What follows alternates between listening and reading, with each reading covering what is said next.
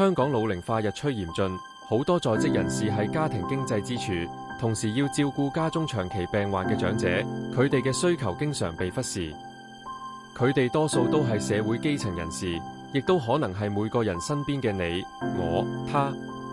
長遠會影響個人健康同埋工作表現，不利於公司嘅可持續發展，甚至會損害社會勞動力及經濟體系嘅結構。青銅路一直以熱情與認同與你一路前行為服務宗旨，團隊由創辦人 Maggie 帶領，並與臨床心理學家、註冊營養師同社會工作者合作，共同提供支援，為在職照顧者提供平台發聲。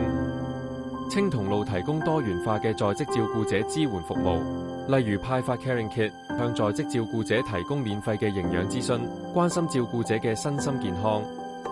同時有物資交換嘅平台，如復康用品、家用電器等等。網站亦有提供心理健康測試，俾在職照顧者嘅會員可以做一個簡單評估。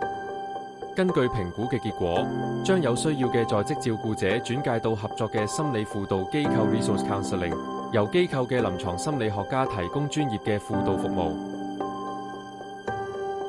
青銅路都有外展到唔同嘅公司同機構單位，推廣在職照顧者友善政策。加入青銅路嘅企業會員，我哋都會定期舉辦 Lunch and Learn， 透過個案分享培養企業文化同價值觀，令公司管理層更了解實施照顧者友善工作政策嘅方法同價值。加入青銅路嘅企業會獲得青銅路照顧者友善認證，提升企業形象。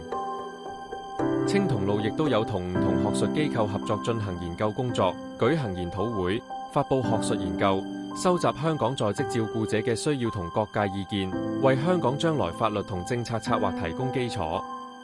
青銅路更聯同不同社福機構提供照顧者支援服務。我哋同救世軍合作，進行咗為期6個星期嘅在職照顧者情緒及問題應對技巧工作坊，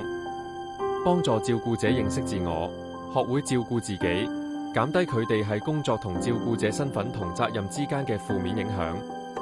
活動嘅成效顯著，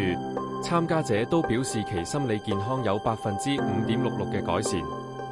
如果想獲得更多最新資訊，歡迎瀏覽青銅路嘅網頁、Facebook 同 Instagram。